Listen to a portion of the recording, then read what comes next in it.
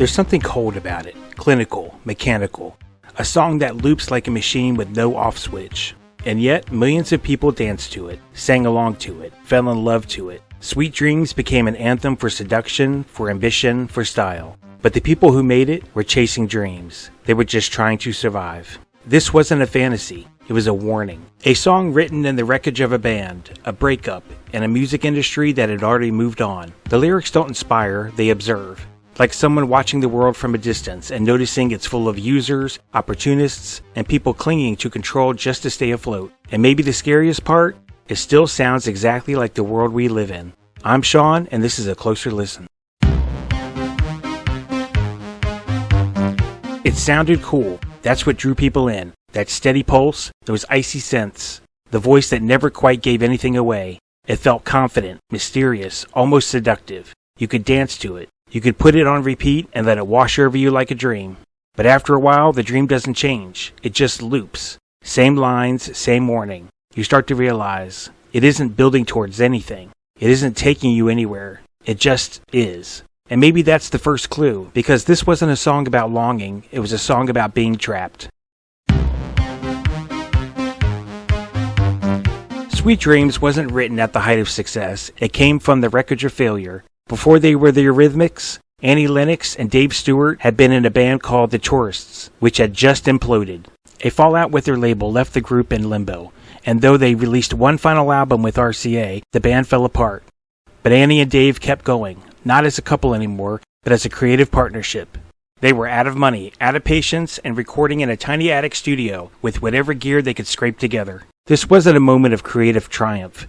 It was survival. The Eurythmics weren't launched, they were salvaged. And the way the song was born reflects that.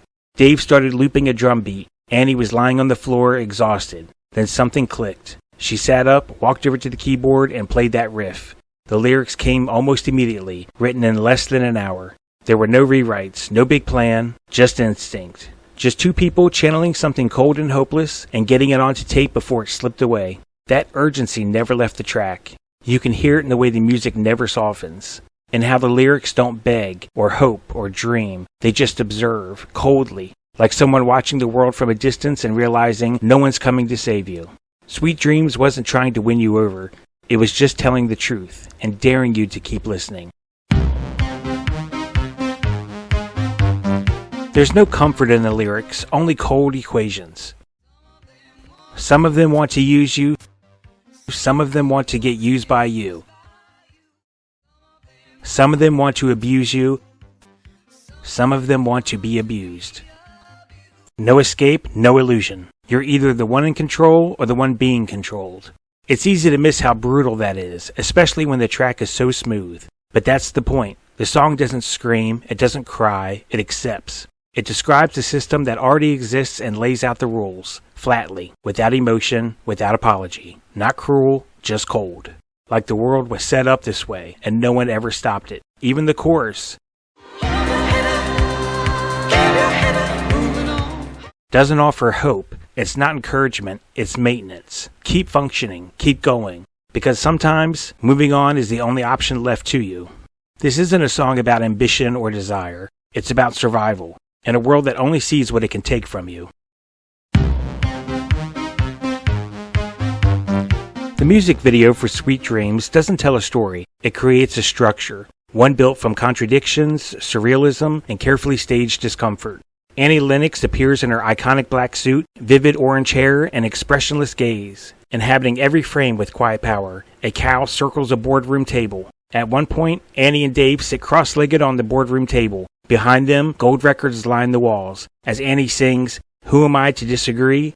she raises both hands and points, aligning perfectly with the records on either side, as if she's been framed by the very system she's inside. The gesture is too precise to be accidental. It's recognition or resignation. Later, masked figures, one clearly Dave Stewart and the other possibly Annie herself in disguise, play cellos in an open field, no audience and no context. The setting is open and natural, the opposite of the sterile boardroom. It's a moment of quiet beauty, but also detachment. Maybe it's a glimpse of creative work stripped of self, or a ritual they're compelled to repeat, even when no one's watching. One of the last scenes before the video ends, Annie and Dave ride a small boat across a body of water. Dave stands at the bow, still playing his cello. Annie sits at the stern, hand to her forehead in a distant salute. The imagery calls up something ancient, like they're crossing into another world, like the only way out is across, like the river Styx in Greek mythology, where the dead are ferried across by Charon. The scene dissolves to the finale. Annie lies in bed, her eyes fluttering between wake and sleep. She reaches to turn off the lamp, and beside it rests a book. Sweet dreams are made of this. The message is quiet but haunting. The dream wasn't a fantasy, it was a loop, and now it's starting over again. The video doesn't explain the song, it amplifies it. It's a visual echo of the same cold system the lyrics describe. A surreal tableau of survival in a world designed to use and discard.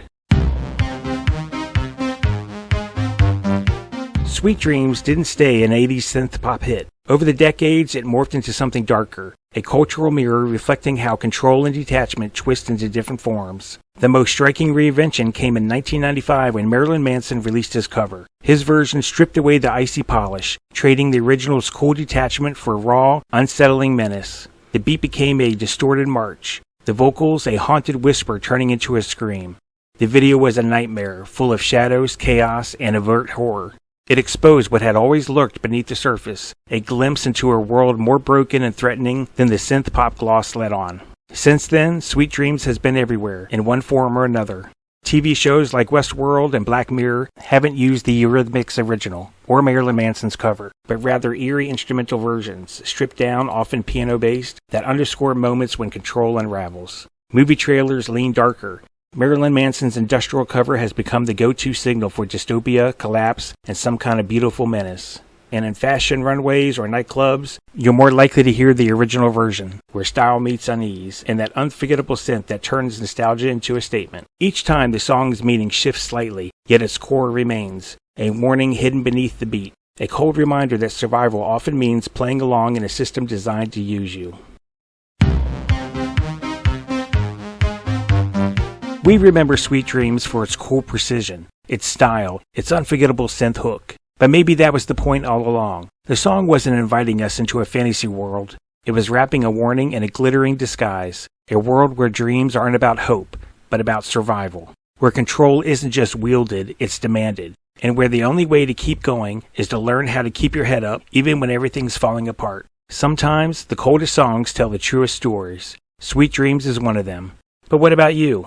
Did you always hear the darkness in the song, or were you caught up in the dream like the rest of us? Let me know in the comments. And if this gave you a new way of hearing a song you thought you knew, hit that like button. It really helps the channel grow and gets these stories in front of more people. Subscribe if you haven't already, and ring that bell so you don't miss what's next. And as always, be in the moment.